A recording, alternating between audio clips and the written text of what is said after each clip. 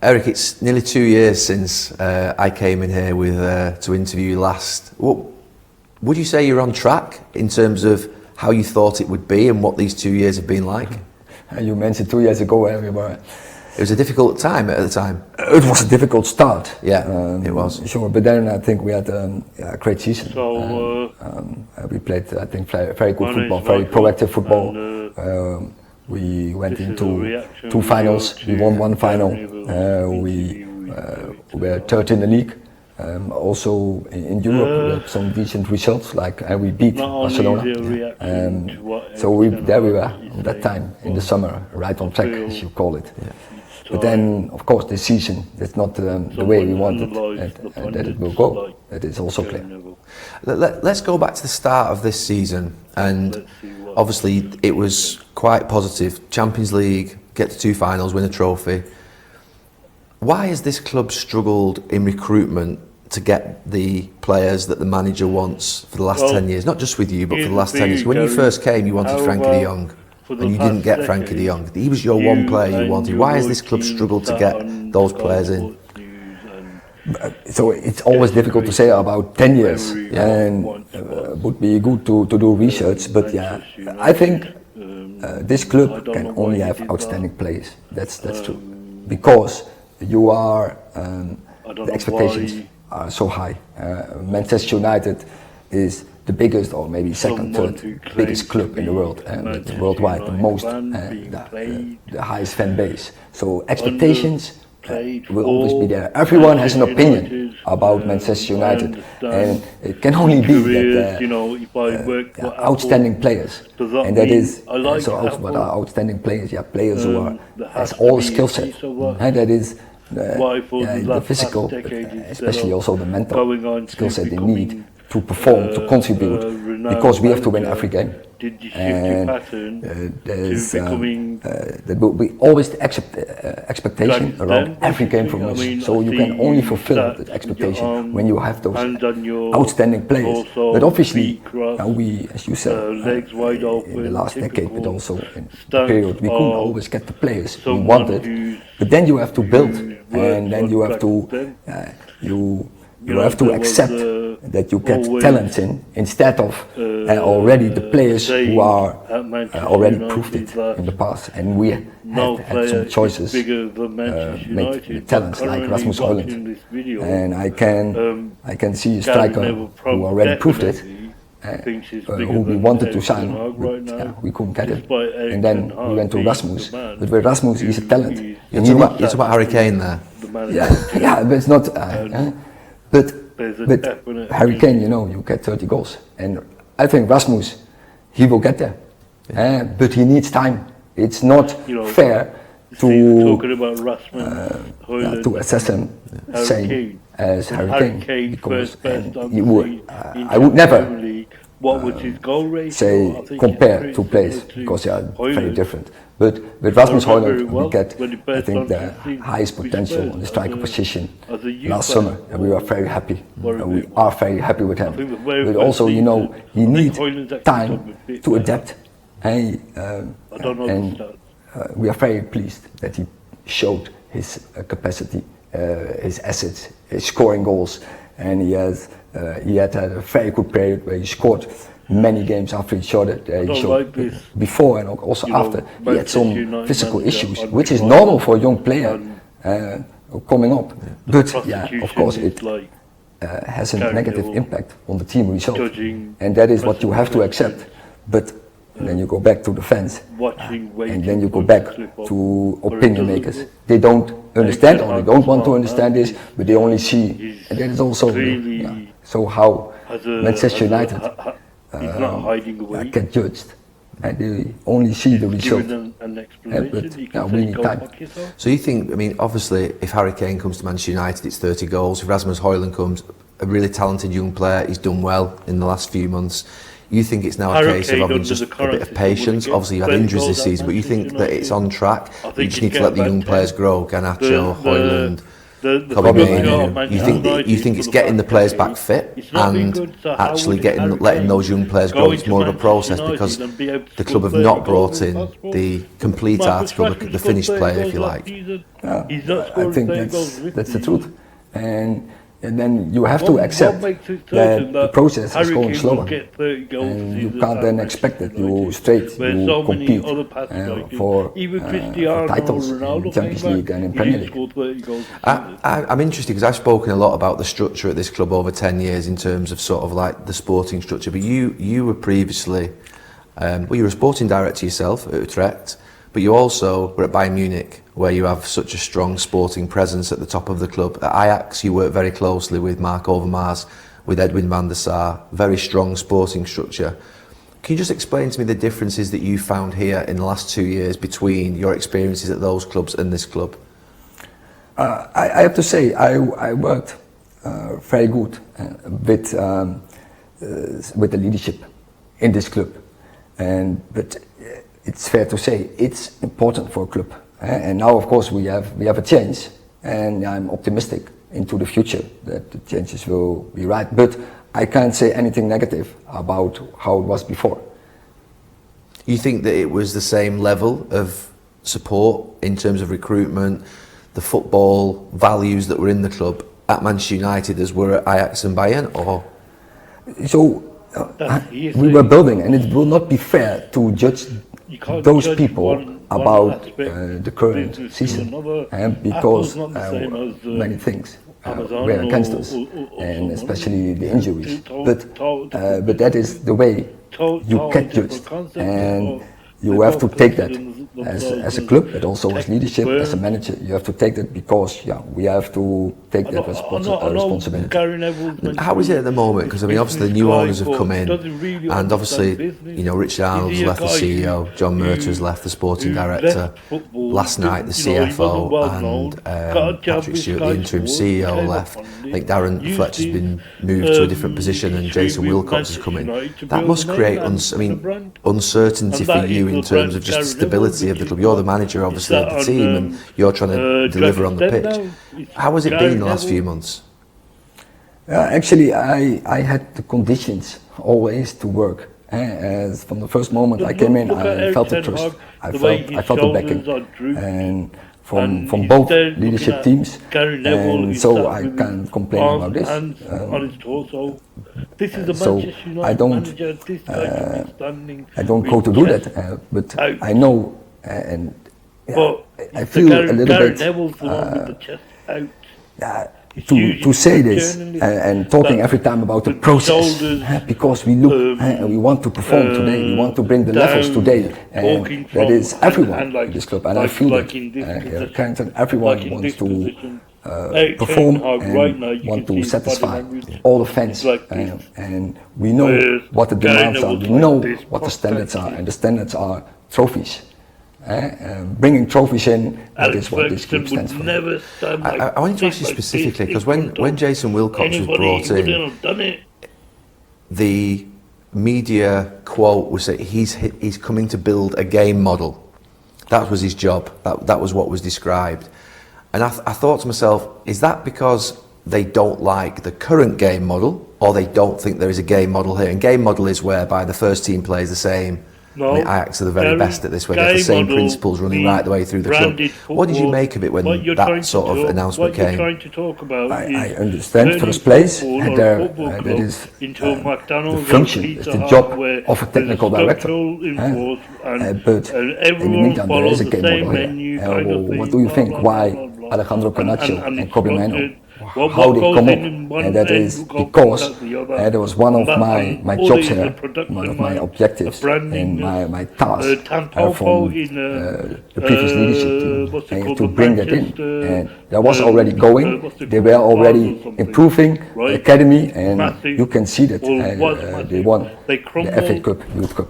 Now again they win a cup, and also the teams in the academy, they are also now become champion, and that is a structure, and it was laid out a couple of years ago, and now you see some revenues from it, and the best revenue you see with coming up to bring people, players in the first team like Kobe and like Camacho. So you're saying that the game model that's already here in the club that's producing young players in the last few years is already a good enough game model to suit Manchester United? Obviously, when you bring in people, players who are very young and now already are international. They are and not playing for the worst nations, England and Argentina, and they are so in a quite good level. Obviously, they are one of the best players in this momentum developing them in their nation, and for world-class nations, I would say. So they bring in the level required, but we need more from such players. They can one day be and attacking, because football is going very quickly, and the developments are going very quickly, so you can't stand still. You have to make new improvements all the time, so that that function, technical director, working on the game model, this is the right choice. But there is a base here at Man United, and the proof is there as well, by bringing young players. How have your first few meetings been with the Ineos team and Jason? I played with Jason in 95, 96. How have the meetings been with him in terms of discussing the sort of the style and how the club moves forward? How are those initial meetings gone? The initial meetings are good, of course, with Ineos. I had several meetings from January on. Jason first came in last week, and now we have to take things quickly on, because the summer is coming, and it's a very important period. Of course, it's coming when you go in another window, and of course we want to make the next step into our squad, and also to make plans and to create an environment that is let's say avoid this year's problems in injuries. A lot of people that you'll have heard this said about the style of the first team this season. What are you happy with the style of play this season? Forget the results or the goals or whatever. Are you happy with the style of play this season? Because sometimes people say, "What is the style that we're trying to achieve?" I think, does that frustrate you? That disappointing results. They've been drawn. Frustration is not the right word, because I'm a realistic man. And so last year when I came in already, you make your adjustment. But it's about, by the end of the day, win games. And for last year, we found a way to make a very successful team. And this year we wanted to make the next step. And there we brought in a keeper who can outplay from the back. We brought in a dynamic midfielder with Mason Mount, but also he's injured, and we brought in an extra goal scorer with Rasmus Højlund, with young, and we know we needed the time. And then on forehand we were quite confident. We made the right choices here, and we can make a next step. But of course, when all the injuries are coming, and we had made so many changes, and also on some key positions, like in the back four. We played now 47 games, and we had 30 combinations in the back four, and that were not combinations or based on choices you made. No, often forced choices because the players were injured. We had 8 centre halves. You can almost not imagine it, but everyone knows who has a little bit knowledge about football. They will have a huge impact. And then Casemiro was for a long period was injured. So we had so many issues in the team that you can't play always the way you want to play. And that affects, but no one cares about. Fans don't care about. What the fans will see is a successful team. It's a team that's winning. And what we always try to do, and I have to make, I think, compliment to the team. In every game they went for it. They had a spirit, and we make the adjustments a little bit in our way of play, because when you don't have the left foot in the centre back position, and on the left side, the left full back position, then you have to make adjustments in the way you want to play. When you don't have that strategist in the midfield position, you have to make adjustments. and sheer so we did. hard work And was all right. yeah, I don't think you still can can do see that right we, in today's modern game. yeah, we are not there where we want to be. Sheer Not hard from work the way we just want to doesn't do play. it. Sheer But hard the work, headlines, yeah. they are still there because we want to go proactive. Not And we want to capable go of doing dynamic. sheer hard And work, and you're gonna also we break want down. to play with a high line. And know? that is what we always A aim cat for. can't And there you plow, see also this team. you know, Not there where we want to be, you know, but we have made some improvements. plow, We scored much more goals after the Can't break, do after it. the winter break, and It's why also you need a we were big, more consistent. bulky cow. We don't have so many defeats in 24, and we've only 3 defeats. We draw too much. What we can do very good is to put ourselves in a winning position, but then of course you have to draw to bring it over the line. But then, yeah, I go back to my previous point. When you have so many changes in the back four, yeah, the rules and principles they are stay, but the patterns are just not there. And yeah, there, we don't bring the results, and we know that first place by ourselves. All the injuries are in 2 positions mainly. Left back and centre back have been the biggest problems, particularly in the last few months. Do you know why? Is there any patterns? I mean, you're a detail, you'll know this. Are there any patterns of why players are picking up the injuries? So all the left backs have been injured and the centre backs. So you've been decimated completely in the defence. Do you know why that is? Is there any explanation for it? Who you got to work with when your eyes are closed in the forest? Who you got? William Hill. It's who you play with. Will develop You can think of? injuries. It's a natural occurrence. Of course, we in the do women's research, game, but players getting a ACL lot also injuries. has to do When with you- just bad luck. Just bad luck. When an athlete Of course, does one particular when you are in a season, the say results are not going cardiovascular, in a particular way. changes that You will always see routine you get and more, tries you pick to up more do injuries something else than in a season where every changes that, go right. But way, all And of that a is sudden, how we always have without slowly seen this. integrating it. We are still Say there in the you season, start- and we have a person 4 games to go, runs 100 and we have a meters, cup final to play. in And 10 seconds. again, we see But players then are he tries to returning, run it in- and so in- that in gives us a 8 good seconds. mood into those And 4 it's next games, putting and also more into that pressure cup and final. more I wanted to ask you about. You answered the question maybe last season actually about. You were asked about 'cause your team at Ajax were one of the most beautiful teams to watch. The way they played football were amazing, but you said you couldn't play that style here. And it always interested me that thinking about because when Louis van Gaal came to Manchester United, he played a style that was, I would say, very Ajax. Barcelona style. Very why, Ajax. Why could you not Louis bring van that Gaal- style here? Why did you this feel is like you couldn't Gary's play the words style right now, in terms of right, the he same said style? Louis van Gaal was very because Ajax. You then, called it boring, mate, on Sky Sports News. It's how you became a pundit. then you on have to Sky bring in Sports players. News. You Eh, wrecked so then you Louis van need a Gaal budget. recruitment. on In the Sky recruitment, Sports you News. need, How dare you say that? I remember players, it. I can see it now. with remember those it. Right? typical you calling assets. it boring football. And You you and can't Paul bring, Scholes. It was boring player, football. You called say it. who is You here, got Louis van who Gaal has sacked, mate. a typical style of play, and I don't want to change his nature.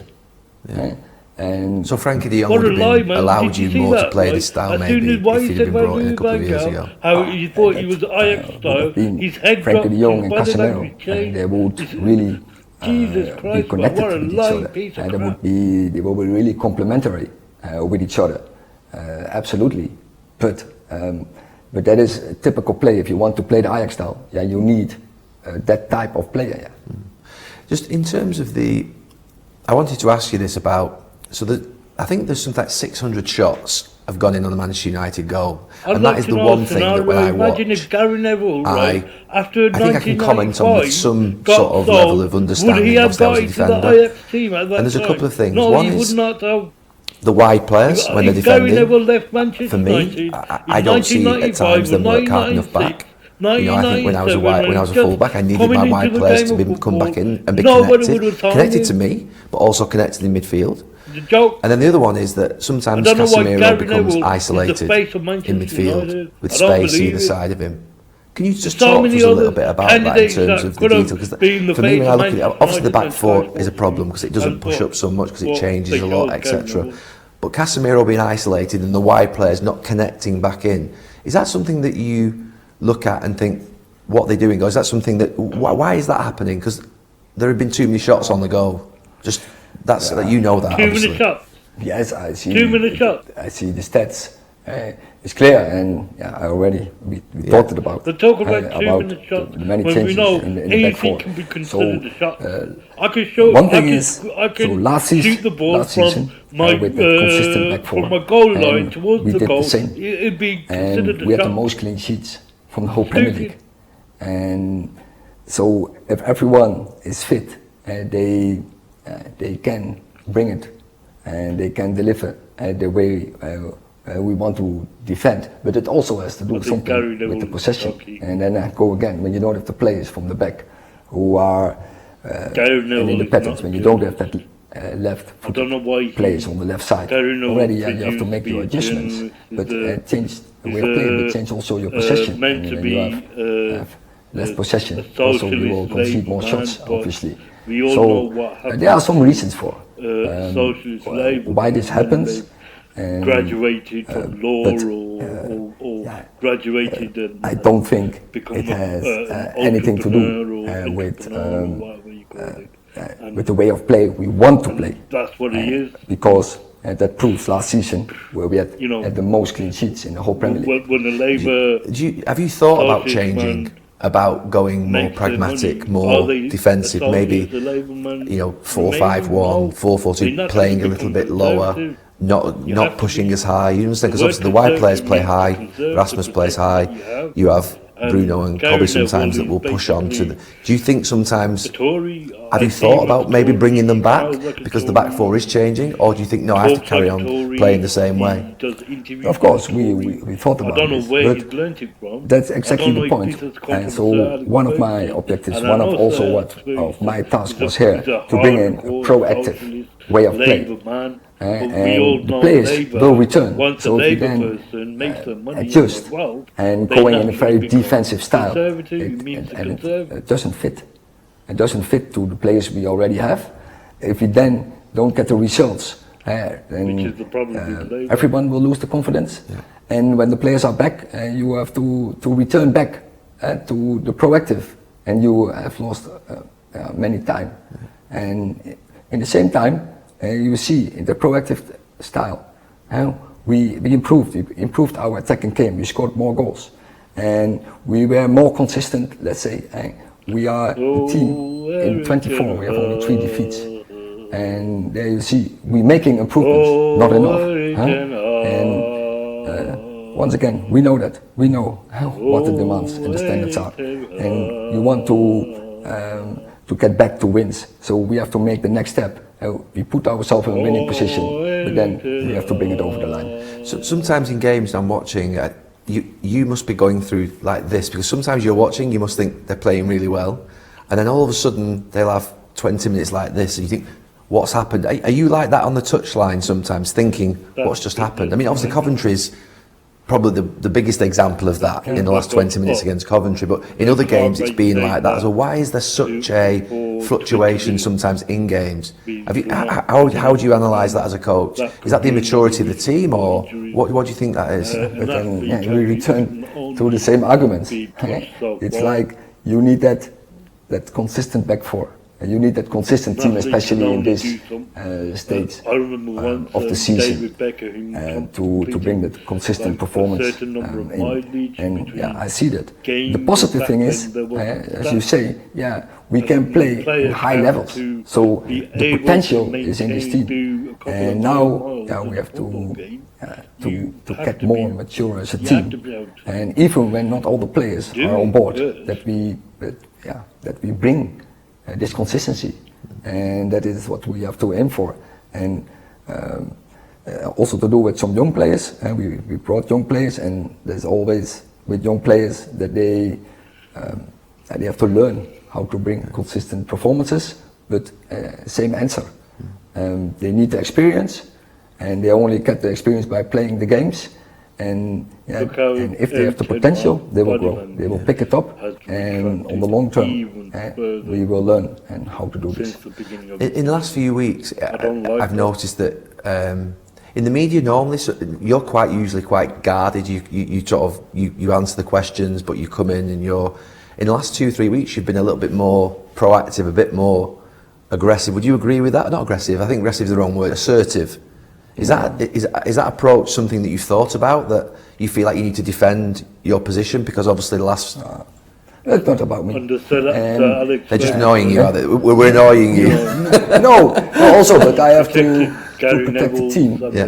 against which some offences, and they only, and once again, we can accept this. We know the standards, and we are, in the first place, we are not happy with this season, but also we know still we can win the cup this season. Yeah. So stay positive in that perspective. We have played games to go, and we feel players are returning. What are the unfairnesses that you see? So everything is just negative.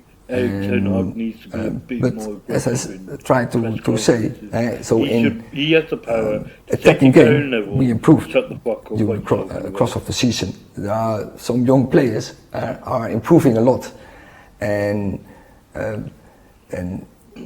that is then unfair to tell that everything is poor and bad, and also the young players, they need time to get to their best levels, but that they have the potential. That is what they show in this season. So that is the positive. And now, we need a consistent team.